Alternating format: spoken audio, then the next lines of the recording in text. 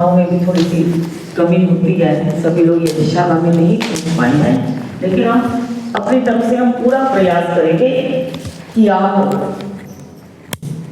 पूरे समय पर यज्ञशाला में आप पहुँच सकें। तो बड़े ही मन में बड़े पवित्र भावना लेकर के, एक समय था कि वेदों का अध्ययन ही बिल्कुल बंद हो चुका था। प्राचीन काल से ही वेदाध्ययन की परंपरा हमारे देश में चलती आ रही है, और जब तक वेदों का प्रचार प्रसार था, लोग वेदानुकूल जीवन यापन करते थे, तो सर्वत्र सुख और शांति का साम्राज्य था। और बीच में कुछ उतार चढ़ाव तो जीवन में आते हैं, तो वेद ही लुप्त हो गए। फिर से ऋषिवर देव दयानंद सरस्वती की अपार कृपा से हम वेदाध्ययन फिर से आरंभ कर रहे हैं, तो उसका सौभाग्य हम सबको मिलता है। देखिए, जो संस्कृत के शब्द होते हैं उनका वैसे भी बड़ा लाभ है। हम जब वो बोलते हैं अपने मुख से, तो हमारे सारे मांसपेशियों का व्यायाम होता है। डॉक्टर लोग कहते हैं, वैज्ञानिक लोग कहते हैं कि जो वेद मंत्रों का पाठ करते हैं उनको बीमारियां कम लगती हैं, क्योंकि प्राणायाम भी होता है और व्यायाम भी होता है। और यदि वेद मंत्रों का हम पाठ करते हैं, बताइए, वो भी ईश्वरीय वाणी है। मंत्रों में ईश्वरीय वाणी ही नहीं बल्कि ईश्वरीय शक्ति भी अनुस्यूत है। उच्चारण का भी उसका अपना एक लाभ है, और मध्य मध्य में तो हम मंत्रों का आपको अर्थ भी बताते हैं। तो ये बड़ा ही सौभाग्य, हम सबका सौभाग्य जो यहाँ आए हैं। आप सबने बड़े अच्छे कर्म किए हुए हैं कि आपको प्रेरणा ईश्वर की मिली कि मुझे सारे कामों को छोड़ करके यहाँ पर हर हालत में पहुँचना है। कल भी मैं आपको बता रही थी, चारों तरफ कितना सुंदर उत्तम प्राकृतिक वातावरण है, और प्रकृति की गोद में बैठ करके हम ईश्वर की उपासना कर रहे हैं। इससे बढ़ करके हमारा सौभाग्य क्या हो सकता है। तो आप सभी स्वाहा शब्द का उच्चारण हमारे साथ करेंगे और हम मंत्रों का पाठ करेंगे। उससे पूर्व आप सभी बोलेंगे, वेद सब सत्य विद्याओं का पुस्तक है। वेद का पढ़ना पढ़ाना और सुनना सुनाना सब आर्यों का परम धर्म है।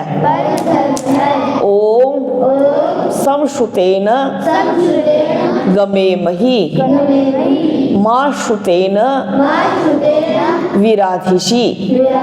हम सभी वेद पथ पर चलें, वेद के विपरीत कोई भी आचरण न करें। ओम भूर्भुवः स्वः तत्सवितुर्वरेण्यं भर्गो देवस्य धीमहि धियो यो नः प्रचोदयात् स्वाहा।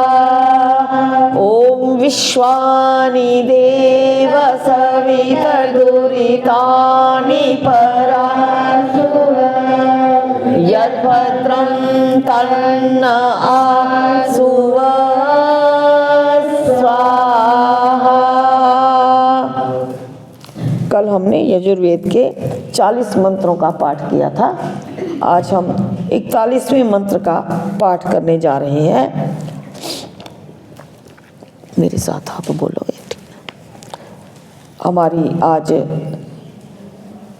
यहाँ इस ईडा कन्या वेद विद्यालय गढ़ी उधमपुर की संचालिका, और उससे पूर्व भी आपने इस आश्रम को संभाल के रखा हुआ था, व्यवस्थाएं करते थे आप। अपने इस आश्रम के प्रधान जी और उनकी श्रीमती जी सुकृति समर्पिता जी आपके समक्ष बैठी हुई हैं। थोड़ा सा स्वास्थ्य का थोड़ा सा गड़बड़ है, फिर भी आपने बड़ा साहस किया, बड़ी हिम्मत की। आप पहले से ही यहाँ पर विराजमान हैं, आश्रम में आश्रम को संभाल रही हैं, और आप दोनों ने ही मुझे यहाँ पर आमंत्रित किया जब मैं रिटायर्ड हुई। तो और बहुत सारी संस्थाओं के साथ आप जुड़ी हुई हैं। बच्चों की छोटी छोटी ज़रूरतों का आप ध्यान रखती हैं और बड़ी ही सुंदरता के साथ यहाँ की व्यवस्था संभाल रही हैं। तो कुछ मंत्रों का पाठ मैं करूँगी, कुछ मंत्रों का पाठ आप करेंगे। ओम हिरण्यगर्भः समवर्तताग्रे भूतस्य जातः पतिरेकासीत् सदाधार पृथिवीं द्यामुते मां कस्मै देवाय हविषा विधेम स्वाहा। ओम य आत्मदा बलदा यस्य विश्वमुपासते शीशं यस्य देवाः यस्य छायामृतं यस्य मृत्युः कस्मै देवाय हविषा विधेम।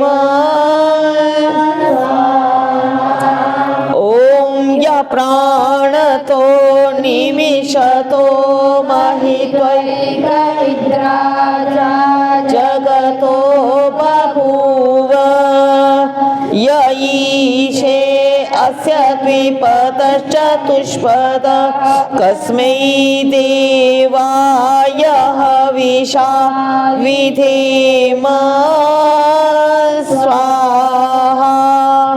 ओम येन द्यौरुग्रा पृथिवी च दृढा येन स्वः सवितं येन यो अन्तरिक्षे रजसो विमानः कस्मै देवाय हविषा विधेम।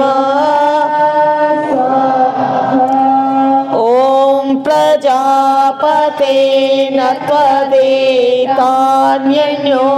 विश्वा जातानि बभूव यत्कामास्ते जुमस्तन्नो अस्तु वयं स्याम पतयोरयिणा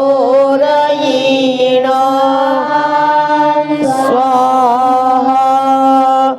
ओम यस्मान्नरिते विजयन्ते 10 मैं मंत्र बोलूँगी, 10 फिर आप बोलना, ठीक है? पहले मैं बोलूँगी 10 फिर आप बोलना। जनासोऽयं युध्यमाना अवसेहवन्ते यो विश्वस्य प्रतिमानं बभूव यो अच्युतच्युत स जनास इन्द्रः स्वाहा। ओम त्वं भुवः प्रतिमानं पृथिव्यारिश्ववीरस्य बृहत् पतिर्भुः विश्वमाप्रा अन्तरिक्षं महित्वा सत्यमथा न किरण्यस्त्वावान्।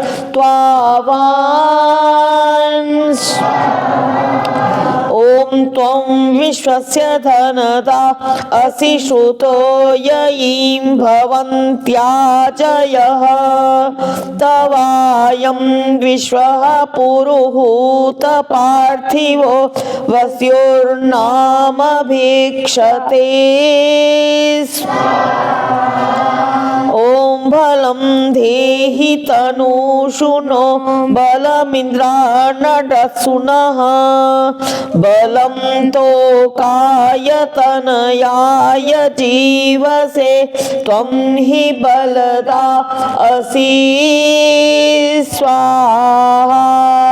ओम भूरित इन्द्रवीर्यं तव स्मस्यस्य स्तोतुर्मघवन् काममाप्रीण अनुते द्यौर्बृहती वीर्यं मम इयं च ते पृथिवी नेमोजसे स्वाहा।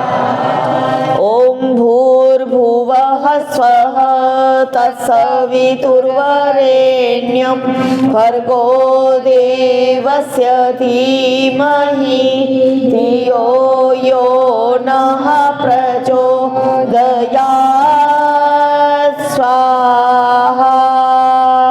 यदि कोई और आहुति देना चाहें, आप आहुति देना चाहें तो आप आ सकते हैं। इनके लिए आप स्थान छोड़ देंगे।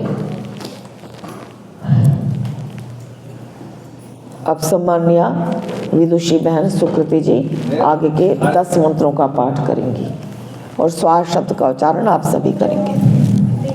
ओम विश्वानि देव सवितर्दुरितानि परासु यद्भद्रं कर्णआसु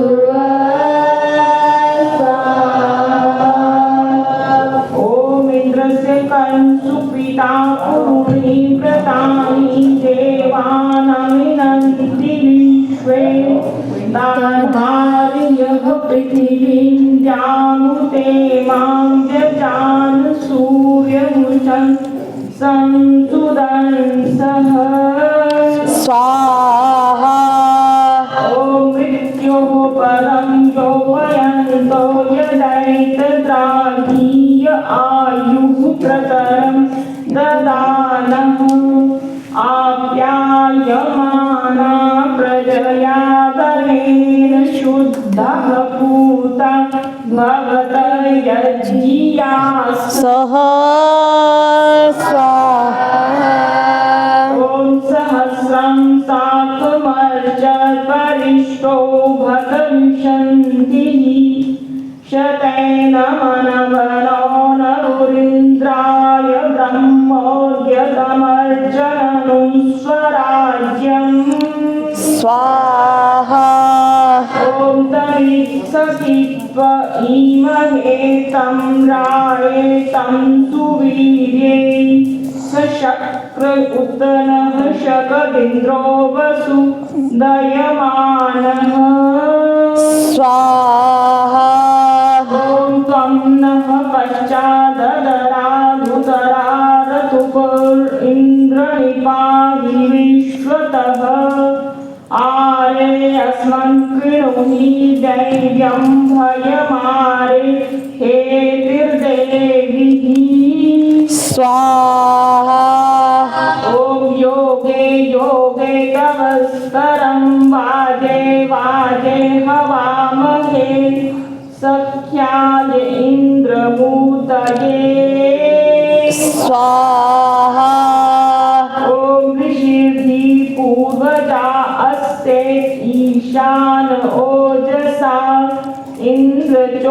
इन्द्रचोषकुवसे वसु स्वाहा।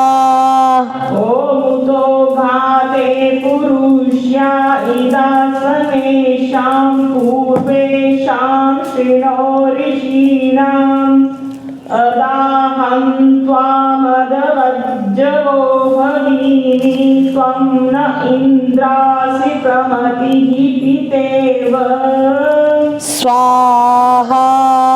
ॐ इन्द्रश्रेष्ठानि गविनानि देहि चित्तिदक्षस्य सुभक्तमस्मे पोषं रैणामरिष्टिं तनूनां स्वदमानं वाचः सुधि तमन्ना स्वाहा। ओमहमिन्द्रो न पराजिगयैध्वनं न मृत्यवेव तस्थे कदाचन सोममिन्वासुन्वन्तो याचतावसून मे पूर्वः सखे दृशाथन स्वाहा। ॐ भूर्भुवः स्वः भर्गो देवस्य धीमहि धियो यो नः प्रचोदयात् स्वाहा। ॐ इन्द्रो यातो वसितस्य राजा शमस्य च शृङ्गिणो वज्रबाहुः सेतुराजा क्षयति चर्षणी नामरान्न रेमिः परिता बभूव ॐ नकीरस्य शचीनां नियन्ता सूनृतानां नकीर्वक्ता न दादिति ॐ इन्द्रश्च व्रीडयाति नो नः पश्चादघं नशत् भद्रं भवाति नः पुरः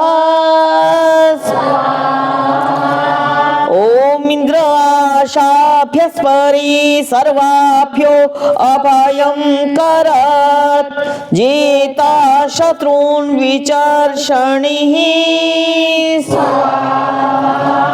ॐ इन्द्र परे वरे मध्यमास इन्द्रं यातो वसितास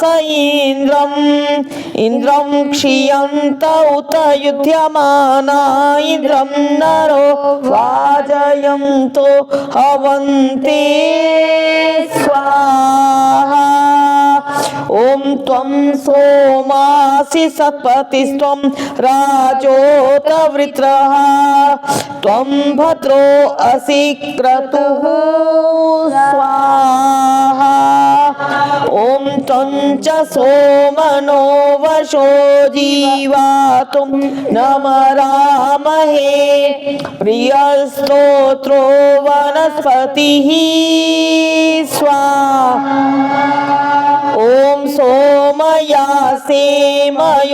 भुव ऊतयः सन्ति दाशुषे ताभिर्नो विता भव ॐ सोमगीर्भिष्ट्वा वयं वर्धयामो वचो विदः सुमृडीको नाविशत् ॐ त्वं सोममहे भगं त्वं यूनरितायते दधासि जीवसि स्वाहा ॐ भूर्भुवः स्वः तत्सवितुर्वरेण्यं भर्गो देवस्य धीमहि धियो यो नः प्रचोदयात् स्वाहा ॐ तं नः सोमविश्वतो रक्षाराधनुकायतः नरिष्ये त्वावतः सखा स्वाहा ॐ स्वानो अमीवहावतु पुष्टिवर्धनः सुमित्रः सोमनो भव स्वाहा मैंने मीनाक्षी बकरी ने राधिका बकरी हिमांशु बकरी रेखा बकरी नहीं जाना अच्छा ऐसे 6 लड़कियाँ हो गई 5 लड़कियाँ बाकी यहीं बैठो किसी एक को बेच दे चाहे जी की कुछ हो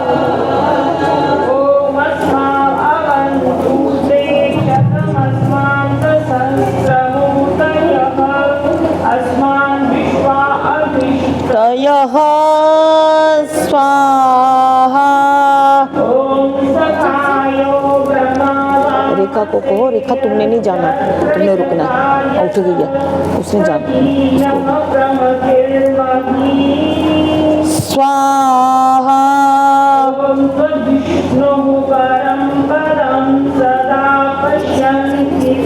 नहीं तूने रुकना है स्वाहा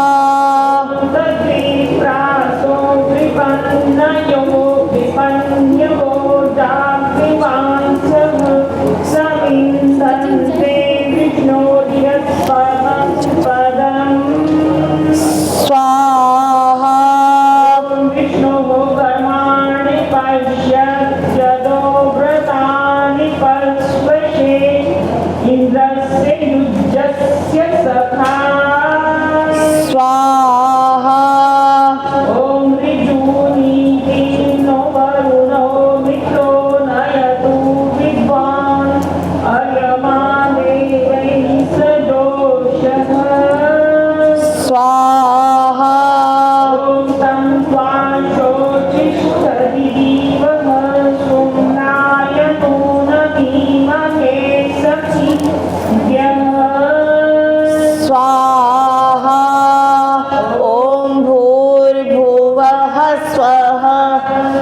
सवितुर्वरेण्यं भर्गो देवस्य धीमहि धियो यो नः प्रचोदयात्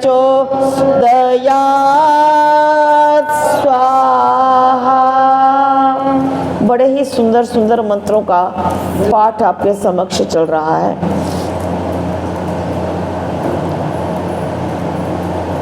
आपने आहुति डालनी है तो आप बैठ जाइए। पीछे हमने ईश्वर स्तुति प्रार्थना उपासना के मंत्रों का पाठ किया।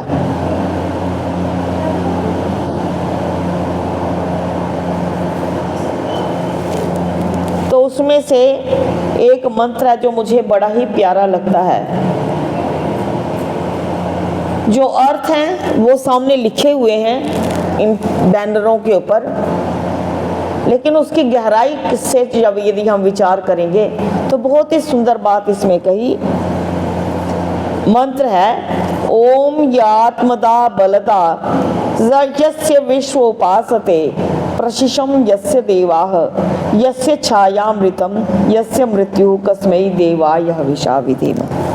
मैंने आपको कल भी निवेदन किया था कि हम चारों वेदों के सुंदर सुंदर मंत्रों का पाठ कर रहे हैं, और उसमें पहला जो वेद है वो है ऋग्वेद।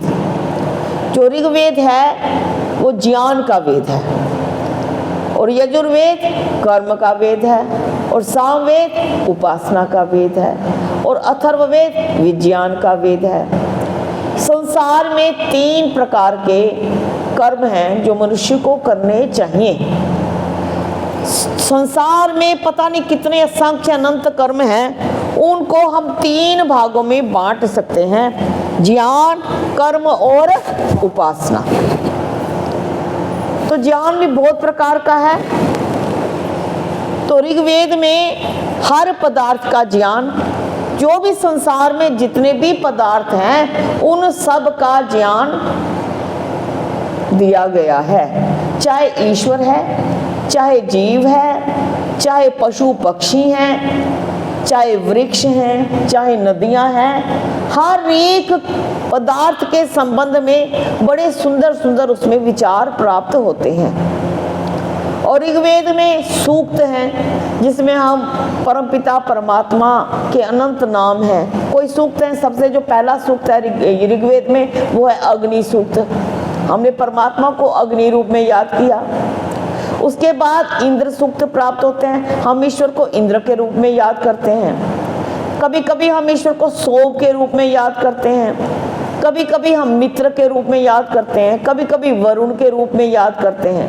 तो केवल जो अग्नि सूक्त है उसमें केवल परमपिता परमात्मा को अग्नि रूप में नहीं याद किया, बल्कि अग्नि के कितने गुण हैं, कितने प्रकार की अग्नियां हैं संसार में। केवल परमात्मा ही अग्नि नहीं है, ये सूर्य भी अग्नि है, ये चांद भी अग्नि है, ये जो जल रही है ये भी भौतिक अग्नि है। हमारे शरीर के भीतर भी जठर अग्नि है जो हम खाते हैं। बताइए, इतने छोटे से शरीर में जो भी खाया पिया, भोजन किया, दोपहर अभी प्रातराश करेंगे, फिर वो इतनी तेजी से वो मशीन चलती है कि इतनी तेजी से कि उसको वो पचा देती है और उसको बहुत सारे फॉर्म में उसको तैयार कर देती है। वो जिस प्रकार का हमने खाना भोजन किया उसको लाल लाल भी बना देती है, तो खून बन जाता है। बताइए अंदर कैसी कैसी मशीनरी लगी हुई है कि वो लाल, खाया तो हमने लाल नहीं, लेकिन वो लाल खून बन गया, और वही जाकर के मांस में भी चला गया, हड्डियों में भी खाना चला गया, सब कुछ चला गया, हमें ताकत मिल गई। और उसका फोक बचा, जो फोक बचा वो मल मूत्र के सारे से बाहर निकल गया। जूस निकालते हैं ना जी, जूस निकालते हैं, उसको निचोड़ते हैं तो उसका फोक भी किनारे किनारे निकल आता है और उसका रस तैयार हो जाता है। तो वो तो जैसा कलर का जूस, जैसा कलर का फल था उसी कलर का जूस निकला और उसी कलर का फोक बाहर निकल गया।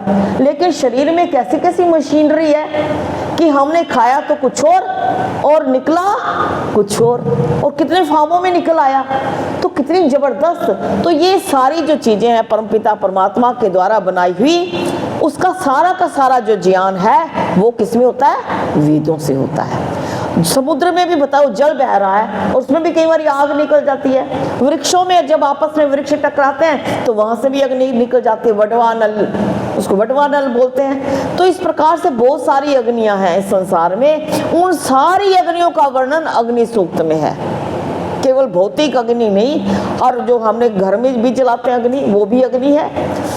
तो इस प्रकार जो ऋग्वेद है वो किसका वेद है? ज्ञान का वेद है। आध्यात्मिक विद्या भी उससे हमें प्राप्त होती है आत्मा परमात्मा के बारे में, और भौतिक विद्या भी प्राप्त होती है, सांसारिक विद्या भी प्राप्त होती है, और जो दैविक विद्या है सूर्य चांद के बारे में भी वो हमें विद्या उसमें प्राप्त होती है। इस प्रकार के इतने सुंदर, और आध्यात्मिक विद्या भी प्राप्त होती है। जो मैं आपके सामने मंत्र का पाठ करने जा रही हूँ, ये बहुत सुंदर मंत्र है और मुझे बड़ा ही प्यारा लगता है, और मैं चाहती हूँ कि इसका अर्थ तो थोड़ा सा आप भी सुन लीजिए। और मंत्र सबको आता भी है। कौन सा मंत्र बोला?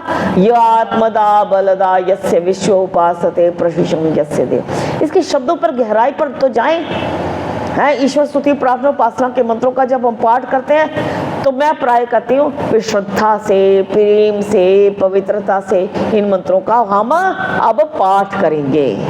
क्यों? देखिए कितनी बारी का कहते, जो परम पिता परमात्मा आत्मदा, आत्म ज्ञान देने वाला है, मेरी आत्मा में ज्ञान देने वाला है, मेरी आत्मा में बल देने वाला है। आत्मा में भी बल बहुत आवश्यक है। यदि आत्मा में बल नहीं होगा तो संसार में छोटे छोटे कष्टों से भी हम घबरा जाएंगे, छोटे छोटे कष्ट पर भी हम विचलित हो जाएंगे, अपने उद्देश्य से हट जाएंगे। तो आत्मा में बल कौन देता है? परम पिता परमात्मा, जो आत्मा में, और ये बड़ा आवश्यक है क्योंकि जीवन तो उसी का नाम है जहां सुख भी आएगा और दुख भी आएगा, बड़े बड़े कष्ट भी आएंगे और आनंद भी आएंगे, दिन भी आएगा और रात भी आएगी, वसंत भी आएगी और पतझड़ भी आएगी, है ना। सब कुछ इसी का नाम जीवन है, इसी का नाम संसार है। लेकिन बात क्या है कि हमारे अंदर इतना तो बल हो जाए कि बड़ा से बड़ा कष्ट आने पर भी हम घबराएं नहीं। बड़े बड़े महान पुरुषों के जीवन में भी बड़े कष्ट आए, वो विचलित नहीं हुए, अपने उद्देश्य की ओर बढ़ते चले गए। ऋषि दयानंद के जीवन में कितने कष्ट आए, कितनी बार उनको जहर दिया गया, कितने लोगों ने उनको गालियां दी, कितने लोगों ने उनके नकली दयानंद बना करके जूतों की माला डाल दी, लेकिन वो ऋषि कभी नहीं घबराए। ऐसे हमारे महान पुरुष थे। वो कब आत्मबल आएगा? परमात्मा के पास बैठेंगे। स्पष्ट रूप से कहा, जो आत्मज्ञान का दाता, जो आत्मा में बल देने वाला। और दूसरी बात कही बलदा, फिर से आ गया बल। फिर से बल इसलिए आया, बल का मतलब है केवल जीवन में आत्मबल चाहिए और बल चाहिए नहीं चाहिए, शारीरिक बल भी चाहिए। आत्मा में तो बल है और शरीर में बल नहीं है। जरा सा काम करते हैं और थक जाते हैं, ये आत्मा में बल नहीं होता। वो तो आत्मा में बल अलग चीज है कि हमें घबराते नहीं है, लेकिन शरीर में भी बल चाहिए, वो बड़ा जरूरी है, बहुत जरूरी है शरीर में बल। और शरीर और साथ में दो प्रकार के बल इसमें है। बलदा का मतलब शारीरिक बल भी और सामाजिक बल भी। जीवन यात्रा जब आगे बढ़ती है तो सामाजिक लोगों के साथ हमारा संबंध होता है, समाज के लोग हमें मिलेंगे, उनके बीच बैठना भी हमें आना चाहिए। चार लोगों के बीच जाके हम घबरा जाते हैं, कई लोग बड़ा घबराते हैं, मैं भी घबराती हूँ वैसे। बहुत सारे जो सामाजिक लोग होते हैं तो थोड़ा सा हटते हैं, तो खैर मेरा ये कारण नहीं है, मुझे एकांत अच्छा लगता है इसलिए थोड़ा सा घबराती हूँ। लेकिन व्यवहार करना आना चाहिए समाज में। लोगों ने किसी ने कुछ कह दिया, हम जवाब नहीं दे पाए और अंदर अंदर घुलते रहे, सड़ते रहे, बाद में सोचा रहे उसने तो मुझे ये बता दिया और मैं उसको जवाब ही नहीं दे पाया। या चार लोग बैठे हैं, कुछ हमसे पूछ रहे हैं, हम उत्तर नहीं दे पाए, और जबकि पीछे बैठे तो हमें जवाब आ जाता है। तो सामाजिक यात्रा, अपने बच्चों को भी तो सिखाना है कैसे लोगों के साथ निभाना, ये बड़ा जरूरी है। सामाजिक संबंध तो कल को अपने बच्चों की शादी करनी है ना, लोगों को अपने घर में बुलाना है, त्योहार में जाना है, है, फंक्शन में जाना है, आर्य समाज में जाना है, तो लोगों के साथ हमें कैसे निभना है, कैसे व्यवहार। कई बार क्या होता है, कोई हमें कुछ कह गया, हमें बड़ा बुरा लग गया और हमने 10 बातें उसको सुना दी। ये भी समझो हमारे अंदर सामाजिक बल की कमी है ना। लोगों की बातों को सहना आना चाहिए। क्या हो गया, उसने कह दिया, उसके तो अपने संस्कार हैं, वो जैसे संस्कार होगा वैसा बोलेगा ना। अच्छे संस्कार होंगे तो अच्छा बोलेगा। बड़े सारे लोग हैं, पता नहीं क्या क्या बोल जाते हैं और हम फिर घुलते रहते हैं। तो उनके साथ निभाना भी हमें आना चाहिए। ये हमारी ताकत को खत्म कर देते हैं। यदि हमें सामाजिक बल नहीं है तो हमारी ताकत खत्म हो जाती है, हम कमजोर दुर्बल पड़ जाते हैं। तो संसार में जीने के लिए अपने अधीनस्थ जो कर्मचारी हैं, है ना, कितने सारे काम करने वाले कर्मचारी हैं, उनको हमें उनसे काम लेना नहीं आता, ये भी तो सामाजिक बल है। उनसे हमने काम कैसे लेना है, ये सारी चीजें सामाजिक बल में आती हैं। इस मंत्र में हमने देखी, छोटे छोटे मंत्र, कितनी बड़ी बड़ी बातें कही कि हमारे को परमपिता परमात्मा आत्मा में भी बल, जो ईश्वर हमारे आत्मा में बल देने वाला है, जो हमें शारीरिक बल देने वाला है, जो हमें सामाजिक बल देने वाला है, यस्य विश्व उपासते, और सारे विश्व का जो सारा विश्व जिसकी उपासना करता है, सारा विश्व, चाहे उनको नॉलेज नहीं है, सही ज्ञान नहीं है कि कौन सा परमात्मा, किस परमात्मा की हमने उपासना करनी है, लेकिन उपासना का भाव तो तकरीबन सभी में है कि हम किसी ना किसी की जाकर के हम क्या करें, पूजा करें। तो सारा संसार और सारे देव जिसकी पूजा करते हैं, यस्य छायामृतम, और जिसकी छाया, वाह वाह, जिसका सानिध्य, जिसका आभास, जिसका एहसास हमारे लिए अमृत के समान है। कभी बैठ के देखें परमात्मा के पास, बिल्कुल पवित्रता के साथ, एकाग्रता के साथ यदि हम बैठेंगे तो इतना आनंद आएगा, ऐसा लगेगा जैसे हम अमृत का पान कर रहे हैं। तो यस्य छाया अमृतम, जिसके पास बैठना अमृत का समान है। यस्य मृत्यु, और जो व्यक्ति उसके पास नहीं बैठता उसको मृत्यु के समान दुख प्राप्त होते हैं। मृत्यु से बड़ा कोई दुख है जी संसार में? सबसे बड़ा भयानक और सबसे घोर जो ये अपना जो है वो क्या है, डर है जो सबसे बड़ा, वो क्या है, मृत्यु। सबसे बड़ा दुख, सबसे बड़ा कष्ट मृत्यु है। तो उसके समान हमें दुख प्राप्त होता है जो परमपिता परमात्मा के पास नहीं बैठता। परमात्मा ही हमें मृत्यु जैसे बड़े बड़े कष्टों से दूर करता है और हमें अमृत जैसा सुख देता है। उस परमात्मा की हम गोद में बैठे। कितने प्यारे प्यारे मंत्र हैं। तो अब हम इन मंत्रों का पाठ यहीं समाप्त करेंगे। ओम भूर्भुवः स्वः तत्सवितुर्वरेण्यं भर्गो देवस्य धीमहि धियो यो नः प्रचोदयात् स्वाहा। स्विष्ट कृता होती देंगे, आपके पास भात पड़ा हुआ है, ले लेंगे।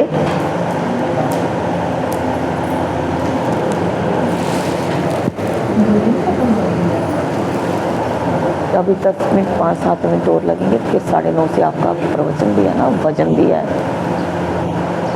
भजन भी है ना। आप पहले भजन दोगे फिर आप प्रवचन। 9:30 खत्म करना ना।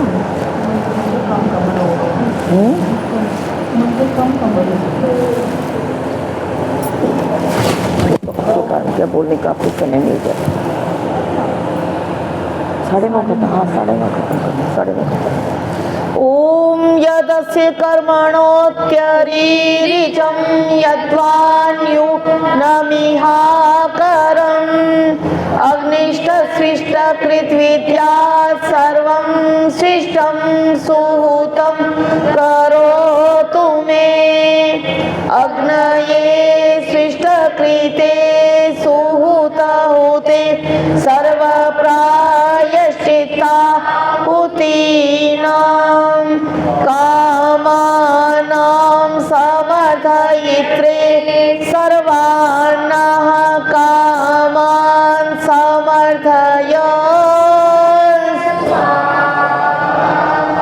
इदमग्नये सृष्ट कृते दन्नमम केवल घी से देंगे। ओम स्वाहा इदं प्रजापतये नमः। मंत्रों के अर्थों को भी हमें जानना चाहिए। अभी आपने कौन सा मंत्र बोल गया? स्विष्ट कृता होती। इसको क्या कहते हैं? स्विष्ट कृता होती। और इसको एक और नाम देते हैं प्रायश्चित्ता होती। क्या नाम देते हैं इसको? प्रायश्चित। इसमें हमने क्या कहा? बड़ी सुंदर बात कही, यदस्य कर्मणोत्यरीरिचम यद्वा न्यूनमिहा करम। जो मनुष्य है वो क्या है? भूलनहारा प्राणी है, अबोध है, अज्ञानी है, तो बहुत सारी भूलें वो कर लेता है। इसमें मुख्य रूप से तो यज्ञ के कार्यों के लिए ही है, अपने जीवन में भूलों के लिए नहीं है। किसके लिए? ये यज्ञों के कार्य। यज्ञ में भी हमें ज्ञान नहीं है, हमने ज्यादा आहुति दे दी, हमने कम आहुति दे दी, हमने कोई आहुति छोड़ दी, और भी बहुत सारे नाना प्रकार के अपराध हमसे हो जाते हैं। हमने मंत्र पाठ नहीं किया, या मंत्र पाठ करते हुए हमारा ध्यान कहीं और गया। और अभी हमने स्वाहा शब्द का जो उच्चारण किया, कल भी मैंने आपको बताया था कि स्वाहा शब्द का अर्थ क्या है। स्वाहा शब्द का बड़ा ही गहरा रहस्य है और बहुत व्यापक ये शब्द है स्वाहा। स्वाहा का मतलब है कि ये मैं जिस प्रकार से सामग्री इसमें समर्पित कर रहा हूँ, जिस प्रकार से मैं इसमें घी समर्पित कर रहा हूँ, समिधाएं समर्पित कर रहा हूँ। यज्ञ कुंड में कितना खर्चा आ जाता है, देखो ना, आजकल तो घी बड़ा महंगा है। इतना सब कुछ मैं जिस प्रकार से यज्ञ की अग्नि में डाल रहा हूँ, उसी प्रकार से परमपिता परमात्मा मैं, अब जब हमने मंत्र पढ़ा अयंत इधम आत्मा, मंत्र पढ़ा ना, उसका तात्पर्य क्या है? अयंत इधम आत्मा, मेरी आत्मा भी ईधम, उस ईंधन है। जिस प्रकार से मैं इसमें आहुति डाल रहा हूँ, इसी प्रकार से हे परमपिता परमात्मा मैं श्रेष्ठ कर्मों की आहुति करूं, मैं अपने भीतर भी आध्यात्मिक अग्नि को पैदा करूं। ये केवल एक भौतिक अग्नि है। इस भौतिक अग्नि के माध्यम से हम परमपिता परमात्मा रूप अग्नि के पास पहुंचते हैं। यदि हम केवल भौतिक अग्नि करेंगे और ईश्वर तक नहीं पहुंचेंगे तो इस भौतिक अग्नि का भी एक पर्यावरण की दृष्टि से शुद्धता तो हो सकती है, पर इसका जो आध्यात्मिक लाभ है वो हमें लाभ प्राप्त नहीं हो सकता। तो हमने जब इसमें डाला, तो जब सामग्री डाली, तो हमने हमारी भावनाएं साथ साथ होंगी। हे परमपिता परमात्मा, मेरी ये जो शरीर है, इयम ते यज्ञिया तनु, शरीर को तो वैसे भी कहा कि ये तो यज्ञीय, एक यज्ञीय शरीर है, और इसमें हमने आहुति डालनी है। पहले आध्यात्मिक अग्नि अपने भीतर जलानी है, परमात्मा रूप अग्नि अपने भीतर जलानी है, और उसके पश्चात परमपिता परमात्मा के प्रति मैंने अपने आप को समर्पित कर देना है। परमपिता परमात्मा, जितना मेरा ज्ञान था, जितना मेरा बल था, जितना मेरा सामर्थ्य था, मैंने काम किए, और उसके बाद उसका वो परिणाम मुझे नहीं मिल रहा है, तो मैं सारे कर्मों को आपके प्रति समर्पित करता हूँ। अब उसका फल देना आपके अधीन है। ये समर्पण की भावना ही होगी जब हम स्वाहा शब्द डालेंगे, तो कहेंगे हे परमपिता परमात्मा, आपके प्रति मैं अपने आप को समर्पित करता हूँ। और दूसरा अर्थ क्या है? स्वाहा शब्द से शब्द निकला वाह। क्या शब्द निकला? वाह। हम कहते वाह तूने तो बड़ा अच्छा किया, वाह ईश्वर, वाह तूने तो बड़ी अच्छी लीला की। ऋषि दयानंद ने कहा भाई परमात्मा तूने तो बड़ी अच्छी लीला की। तो वाह का मतलब है कि हे परमपिता परमात्मा, हम वेद वाणी का जो उच्चारण कर रहे हैं ये आपकी वाणी है। वाह कितनी सुंदर वाणी है, कितने प्यारे प्यारे अर्थ हैं जो समय समय पर हम आपको बताते रहेंगे। कितनी प्यारी वाणी है, ये हमने किया। तो ये दो भावनाएं लेकर के हमने स्वाहा शब्द का उच्चारण। तो फिर हमने क्या किया? स्वाहा शब्द तो बोला पर हमारा ध्यान कहीं और जा रहा है। तो अंत में हमने इस मंत्र का पाठ किया, यदस्य कर्मणोत्यरीरिचम। हमने कोई गलती कर दी, कोई अपराध कर दिया, कोई मानसिक पाप कर दिया, कोई शारीरिक पाप कर दिया, तो परमपिता परमात्मा उसके लिए आपसे हम प्रार्थना करते हैं, उसके लिए आप हमें क्षमा कर दें और आगे के लिए आप हमें प्रेरित करें कि वो गलती मेरे से नहीं होगी। तो कितनी अच्छी अच्छी भावनाएं जो हमने अभी आहुति डाली। अब अंतिम हम पूर्णाहुति करेंगे पूरी, लेकिन प्रतीक रूप में कई लोग आते हैं बीच में, आहुति दे करके चले जाते हैं, फिर अंतिम दिन नहीं डाल पाते। इसलिए नहीं तो ये नियम होता है कि हम सामान्य जो यदि वेदों का हमने यदि यज्ञ किया है तो उसकी पूर्णाहुति अंतिम दिन होती है, लेकिन हम इसलिए डलवा देते हैं कि कुछ लोग इससे चले जाते हैं, तो अब पूर्णाहुति होगी। ओम सर्वं वै पूर्णं स्वाहा, ओम सर्वं वै पूर्णं स्वाहा, ओम सर्वं वै पूर्णं स्वाहा।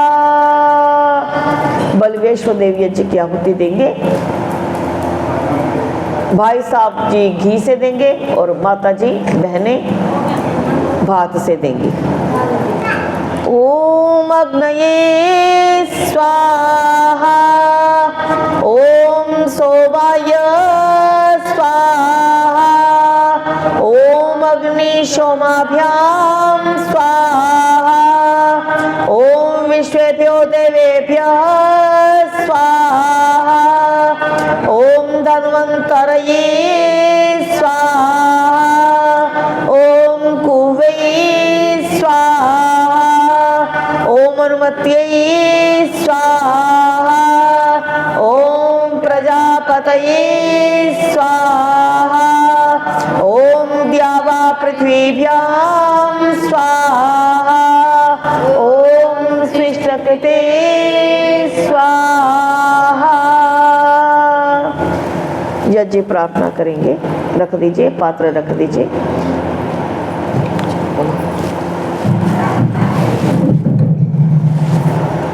यज्ञ रूप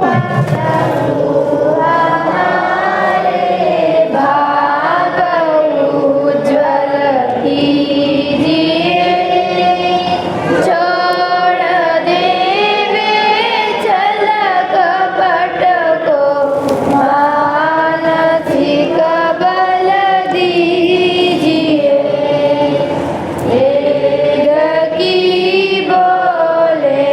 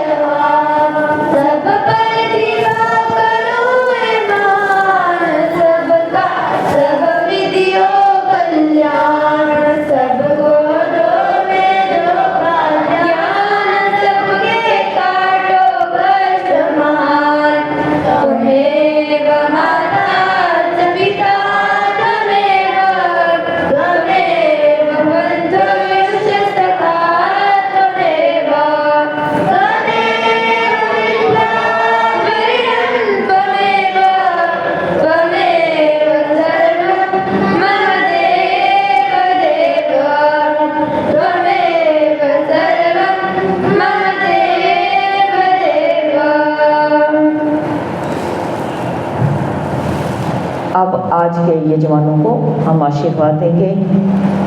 आप इतनी दूर से समय निकाल करके यहाँ पर आए, दिल्ली से आए हैं,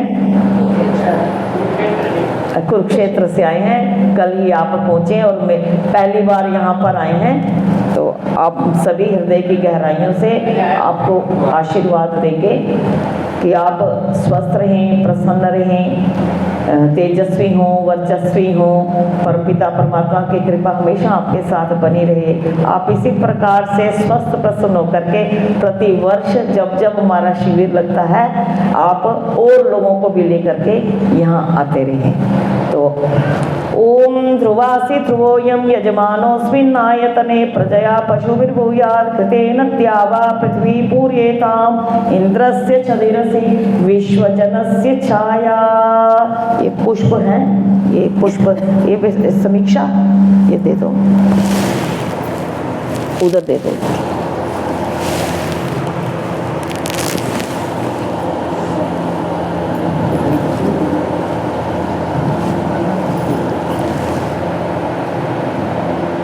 सभी बोलेंगे, सभी खड़े हो जाएं, सभी खड़े हो जाएंगे। यजमान केवल बैठे रहेंगे, यजमान बैठे रहेंगे।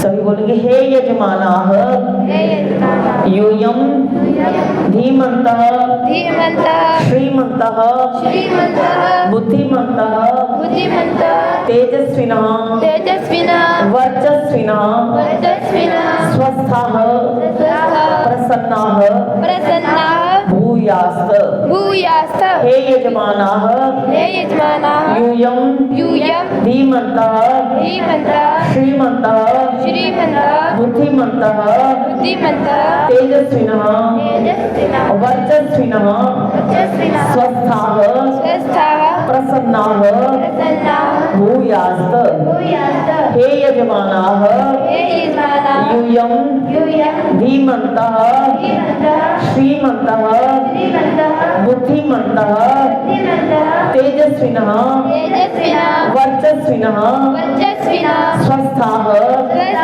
प्रसन्नाः भूयास्त।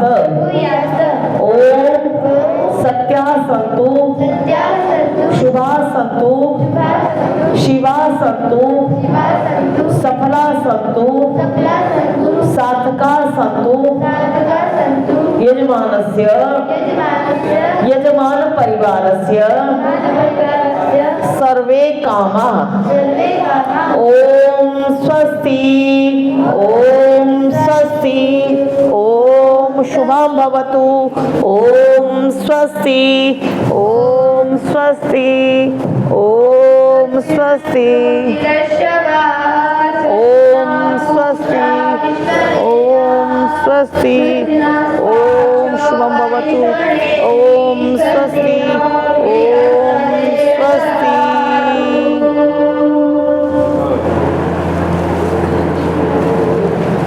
किसी की चाबी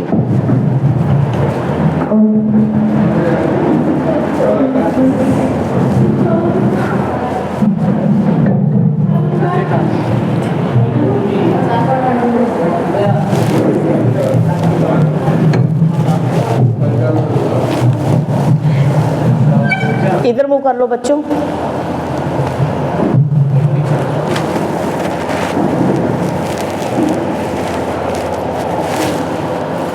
आप अपना स्थान छोड़ सकते हैं, हाँ आप स्थान छोड़ सकते हैं। थोड़ा सा हाँ भी मेरे बात देते हैं।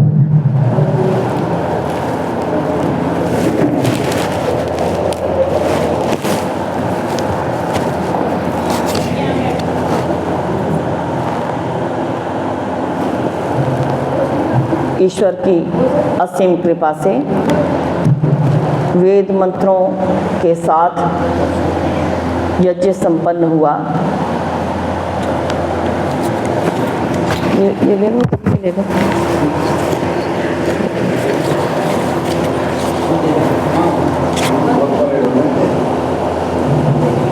वो बंद कर दीजिए, वो उसकी फिर आवाज आती है।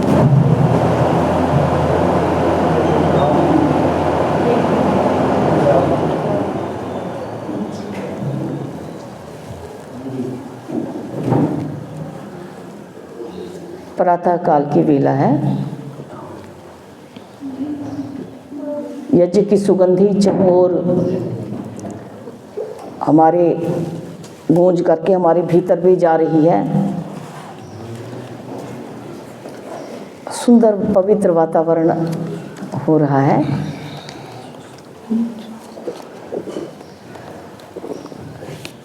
अब हम अपनी वाणी को बंद करके सुंदर आध्यात्मिक प्रवचन आपके समक्ष सुनेंगे।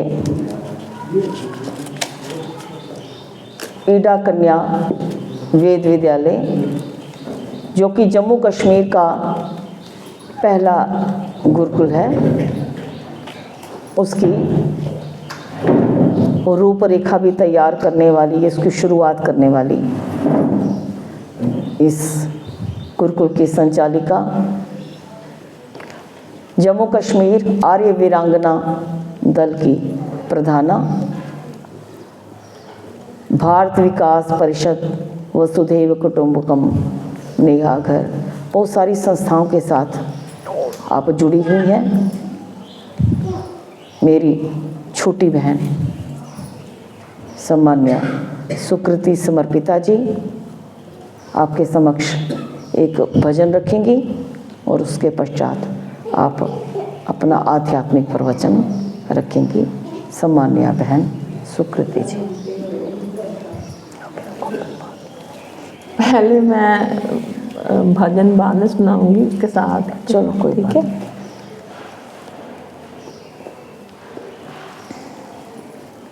ऋग्वेद के पहले मंडल के पहले सूक्त का पहला ही मंत्र, ओम अग्निमीडे पुरोहिते यज्ञस्य देवमृत्विजं होतारं रत्नदातमम्।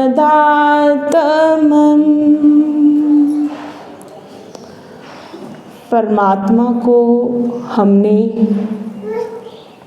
अग्नि रूप में पुकारा कि हे परमात्मा, तुम सबसे अग्रणी हो, सबसे आगे हो, अग्नि रूप हो। अग्नि का धर्म है ऊपर उठना।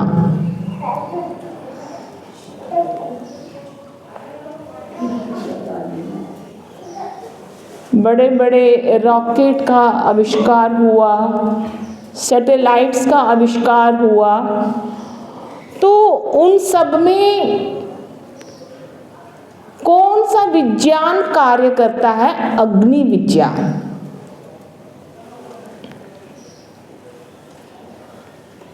तो ये नक्षत्र ग्रह सब में अग्नि विज्ञान कार्य करता है और अग्नि ऊपर की ओर उड़ती हुई ग्रह नक्षत्र में पहुंचती है, मंगल ग्रह में पहुंचती है, चांद में पहुंचती है। तो कौन सा विज्ञान? अग्नि विज्ञान।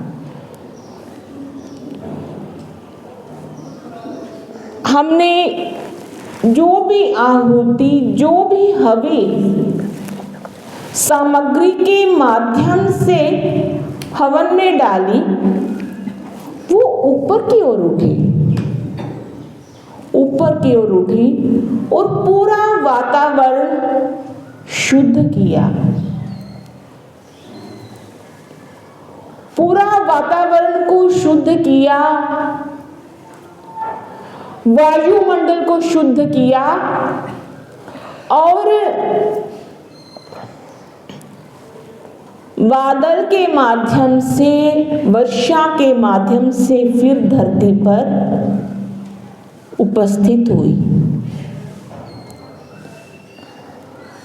और जो औषधियों के रूप से हवि ऊपर की ओर उठी और वही हवि बारिश बनकर इस धरती पर आई, और इस धरती पर आई तो सारी फसलों को पोषित किया। एक समय था जब घर घर में यज्ञ हुआ करता था, और प्रातःकाल भी यज्ञ होता था और सायंकाल भी यज्ञ होता था। लेकिन महाभारत के बाद वो परंपरा लुप्त होती गई, और तब हमारी जो फसलें थी, जो औषधीय प्रभाव से युक्त होती थी, वो पुष्टिकारक होती थी। कैसे होती थी? पुष्टिकारक। कैसे होती थी? वो जो हम अन्न खाते थे वो पुष्टिकारक होता था। हमने यज्ञ में क्या डाला? सुगंधी डाली। क्या डाली? कैसी हवी डाली? सुगंधी कारक। कैसे हवी डाली? सुगंधी कारक। पुष्टिकारक। और कैसे डाली? इसमें हमने बादाम डाले, इसमें हमने गरी डाली, इसमें हमने छुहारे डाले। तो हम खाते हैं ना, खुद को भी पुष्ट करने के लिए ऐसी हम सामग्री का सेवन करते हैं। और वैसा ही हमने यज्ञ सामग्री में डाला। और क्या डाला? रोगनाशक। हमने इसमें गिलोय डाली। क्या डाला? नीम डाली, सोमलता डाली। तो ये सब औषधियां,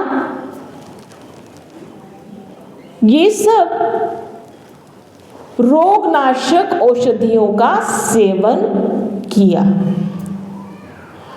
तो ऐसी हवी जब ऊपर की ओर उठी तो पूरे वायुमंडल को शुद्ध किया, पूरे वातावरण को शुद्ध किया, और वर्षा के माध्यम से हमारी धरती को भी पोषित किया। और जब फसलें हुई, फसलें भी इतनी सुंदर हुई कि उनको खाने से हमारा शरीर भी रोगों से रहित हो गया। अब जो फसलें हम इस्तेमाल करते हैं उसमें क्या है? कीटनाशक, कीटों का सेवन होता ना, बहुत सारी दवाइयों का सेवन किया जाता है। फिर हम घर में सब्जी लाते हैं, फिर हम बोलते हैं इसको अच्छे से धोना है। क्यों? क्योंकि इनमें कीटनाशक दवाइयों का उपयोग किया गया है। लोग यज्ञ को भूल गए, उस समय को भूल गए जब ये धरती लहलहाती थी हरियाली से। कैसे लहलहाती थी? हरियाली से लहलहाती थी, सुंदर फसलों से। मेरे देश की धरती सोना उगले हीरे मोती। तो मेरे देश की धरती में ऐसे ही सोना उपजता था। सोना क्या होता है? क्या होता है सोना?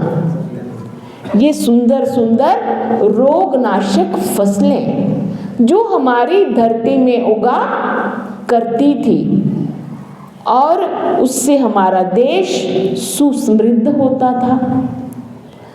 हमारा देश सोने की चिड़िया होता था। हम इस देश को क्या बोलते थे? सोने की चिड़िया। कि सुंदर। अभी देखो समय पर बारिश हो रही है, बारिशें हो रही है ना। अब आज का पता नहीं, आज का दिन ठीक रहता तो शाम को बारिश आरंभ हो जाती है। और पिछले दिनों भी क्या हुआ? ऐसी बाढ़ें आई, और कितना हमारा नुकसान हुआ। कितने लोग पानी की भेंट चढ़ गए, कितने लोग पानी की भेंट। आर्थिक नुकसान भी हुआ, हमारे इधर आश्रम में इतना पानी आया, इतना पानी आया, हर दिन पानी आता था। तो वो जो असंतुलन है, ये हमारे जो ब्रह्मांड का, हमारे वायुमंडल का असंतुलन क्यों है? क्यों समय पर बारिश नहीं होती और समय पर हमारी फसलें, जब फसलों का समय आता है कटाई का, तो बारिश हो जाती है, सारी फसलें खराब हो जाती हैं। क्योंकि जो औषधीय प्रभाव वायुमंडल के द्वारा हमारी फसलों को मिलने वाला था, वो नहीं मिला। हम भूल गए अपनी विरासत को, अपनी संस्कृति को, अपनी सभ्यता को हम भूल गए। जो ईश्वर ने अग्नि के रूप में इतना सुंदर उपहार यज्ञ के रूप में हमें प्रदान किया, उसे हम भूल गए। अब खाने को तो हम खाना चाहते हैं बहुत सुंदर सुंदर पौष्टिक। ऑनलाइन खोलो आप मोबाइल, ऑनलाइन देखो भाई ये आ रहा है, वो आ रहा है, हम ये भी मंगवा लें, वो भी मंगवा लें। लेकिन यज्ञ के माध्यम से जो हमें हवि प्रदान करनी चाहिए थी, वो हमें क्या लगता है कि बहुत महंगा है। इतना घी, इतना बढ़िया घी डालेंगे हम, वो आजकल A2 गाय का घी है ना, वो हम खाना चाहते हैं, लेकिन यज्ञ में नहीं डालना चाहते, क्योंकि हमारे वो पेट में जाना चाहिए, लेकिन यज्ञ में नहीं डालना, क्योंकि बहुत महंगा है।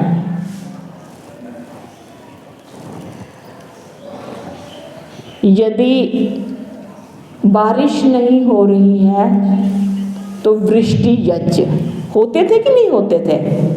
होते थे। पुत्रेष्टि यज्ञ, यदि संतान नहीं हो रही है तो पुत्रेष्टि यज्ञ का विधान था।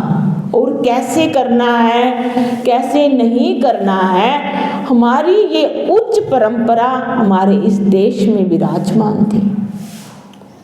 अतिवृष्टि यज्ञ, यदि बारिश बहुत हो रही है, हद से ज्यादा हो रही है, तो भी विज्ञान है हमारे पास। क्या विज्ञान है? अतिवृष्टि यज्ञ। और सूखा पड़ रहा है, बारिश नहीं हो रही समय पर, तो वृष्टि यज्ञ। राजा दशरथ के संतान नहीं थी, तो राजा दशरथ ने कौन सा यज्ञ करवाया? पुत्रेष्टि यज्ञ। और घर में इतनी सुंदर, इतनी नेक, इतनी आदर्श संतान का आगमन हुआ। हम भूल गए अपनी परंपरा को, अपनी विरासत को, जो उपहार ईश्वर ने यज्ञ के रूप में हमें प्रदान किया। अब हम यहाँ पर तो यज्ञ हो रहा है, लेकिन आगे पीछे यज्ञ नहीं हो रहा, तो उसका प्रभाव कम होगा। हाँ, यदि हम बृहद यज्ञ करें, यदि हम उस मात्रा में हमारी सामग्री हो, उस मात्रा में हमारी समिधा हो, उस मात्रा में कि आगे पीछे का जो प्रभाव है वो भी हम उस यज्ञ के द्वारा वायुमंडल में प्रदान करें।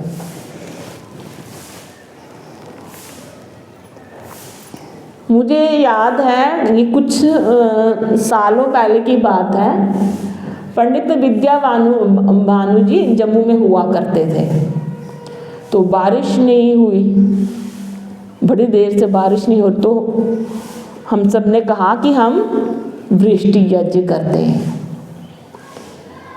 तो आर्य समाज में वृष्टि यज्ञ आरंभ किया और सचमुच अंतिम दिन इतनी बारिश आरंभ हो गई, इतनी बारिश आरंभ हो गई, तो बारिशें आरंभ हो गई। तब के बाद उसके बाद जम्मू में भूचाल आ रहे थे, बहुत से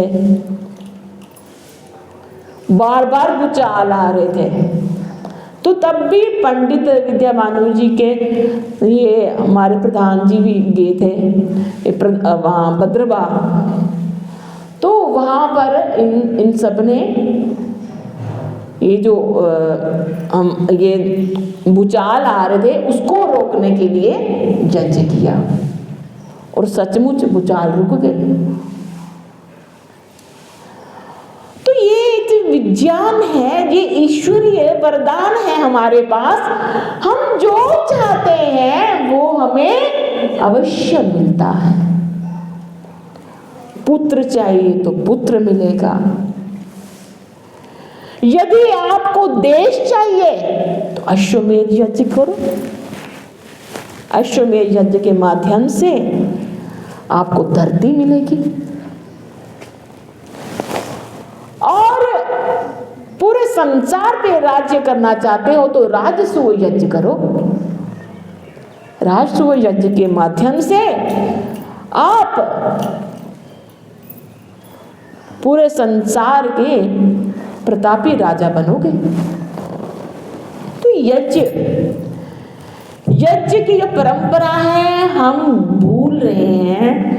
ये प्रातःकालीन और सायंकालीन यज्ञ ही नहीं है, हमारे पास तो ऋषियों की इतनी अमूल्य धरोहर है कि जो भी चाहिए उसे पाने के लिए क्या करो, यज्ञ करो। जो तुम पाना चाहते हो इस संसार में, लेकिन पूरे विधि विधान से। जब राजसूय यज्ञ हुआ था तो कृष्ण जी ने जितने भी विद्वान वहां पर उपस्थित थे उनकी चरण छूने का और उनकी जूठी पतलें उठाने का कार्य किया था। कितने महान थे कृष्ण जी। अभी बहन जी ये आत्मदा बलदा का अर्थ कर रही थी। और सचमुच कृष्ण जी का जन्म कहाँ पे हुआ? जेल में। जिसका जन्म ही जेल में हुआ और बाद में बचपन से लेकर जवानी तक कितने घोर कष्ट, घोर संकट उनके जीवन में थे। हमें लगता कि वो बहुत खुश प्रसन्न रहते थे वो। क्यों? कि उनको ईश्वर से प्रेम था। किससे प्रेम था? और जिसको ईश्वर से प्रेम होता है उसमें आत्मिक बल भी होता है, आध्यात्मिक बल भी होता है, शारीरिक बल भी होता है और सामाजिक बल भी होता है। हमारे कृष्ण जी, हमारे स्वामी दयानंद जी, स्वामी दयानंद जी इतने कष्ट सहन करने के बाद भी क्या कार्य को पीछे छोड़ना चाहते थे? वो चाहते थे कि मैं मर जाऊं। वो तो काम करना चाहते थे, कष्ट सहने पर भी काम करना चाहते थे। नहीं परवाह थी कि कोई सांप फेंक रहा है, कोई गालियां दे रहा है, कोई जहर दे रहा है। तो आओ यज्ञ की ओर आओ। ये बच्चियां गांव से आती हैं ना, मैं उनको बोलती हूँ कि बेटा जो आप सीख रहे हो ना, कि अपने माता पिता को, अपने घरों में सभी सदस्यों को सिखाया करो। तो कहती हैं गुरुमाँ जी नहीं मानते। हम तो मानते हैं लेकिन वो नहीं मानते। तो मैं कहती हूँ कोई बात नहीं, आहिस्ता आहिस्ता आहिस्ता आहिस्ता आप घर जाओ, हवन करना आरंभ करो, सबको अच्छा लगेगा। सब घर में जाकर यज्ञ किया करो। तो आओ अपनी विरासत, अपनी अमूल्य धरोहर, ये यज्ञ अग्नि, देखो यही यज्ञ अग्नि चूल्हे में जलती है तो रोटी बनाती है, रोटी बनाती है ना। इस यज्ञ अग्नि, अग्नि का ही प्रभाव है, अग्नि में ही इतना विज्ञान छुपा है कि आपको कहाँ ले जाएगा, अंतरिक्ष तक। कहाँ ले जाएगा, अग्नि विज्ञान।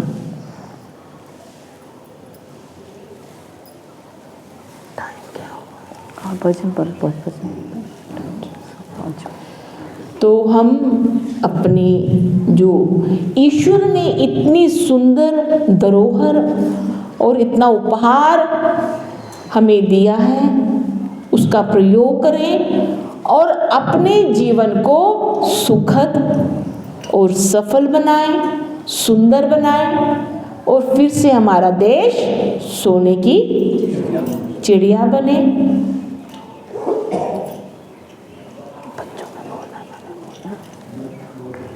अब वो तो छोटा सा कोई।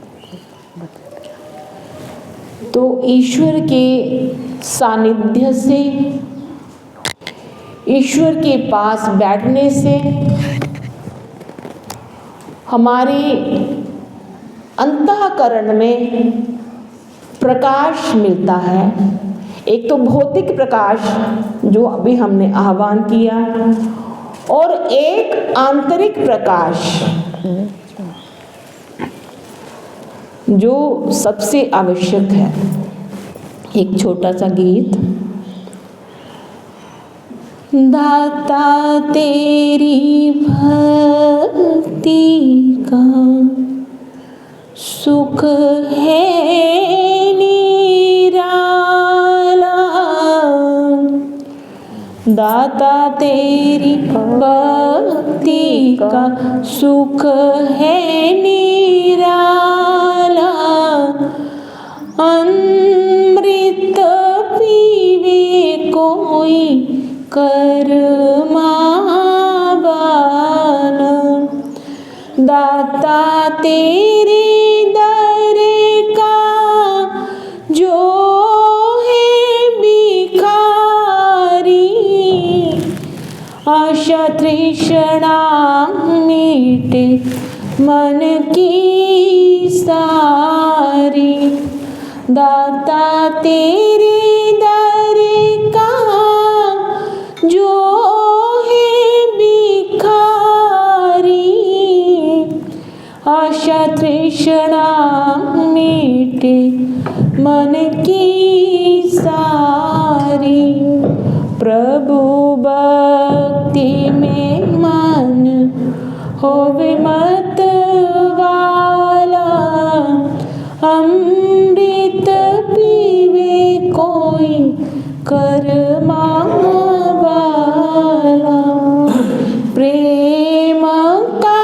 दीपक प्रेम की बाती, जगमग जोत जले दिन राती, मन मंदिर में करो जियारा, मन मंदिर में करो जियारा,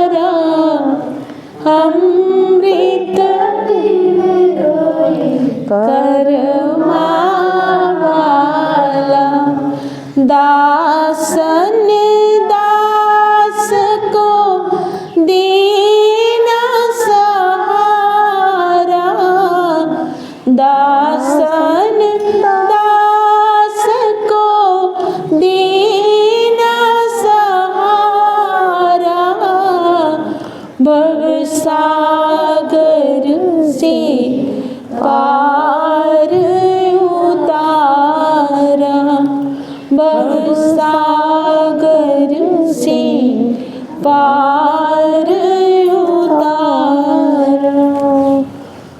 करो कृपा फिर दीन दयाला, करो कृपा फिर दीन दयाला।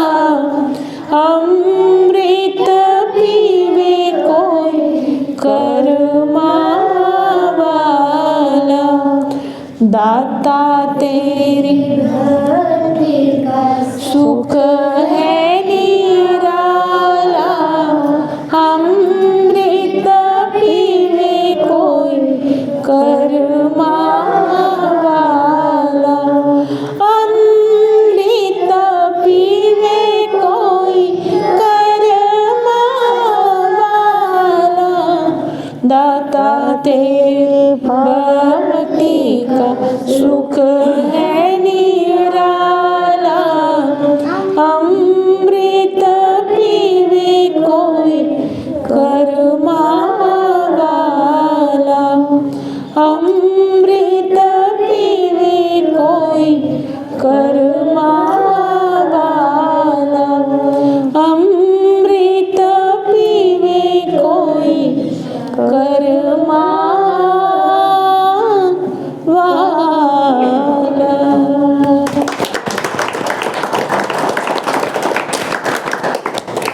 बहुत ही स्वादिष्ट, आनंद देने वाला आध्यात्मिक प्रसाद हम सभी ने सम्मान्य बहन सुकृति जी से आस्वादन किया। अब शांति पाठ होगा। ओम द्यौः शांति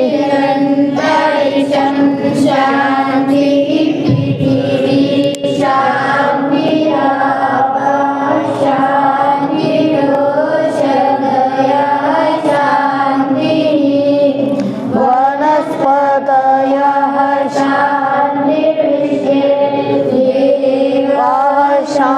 शान्तिर्ब्रह्म शान्ति, सर्वं शान्ति शान्तिरेव शान्ति, सामा शान्तिरेधि।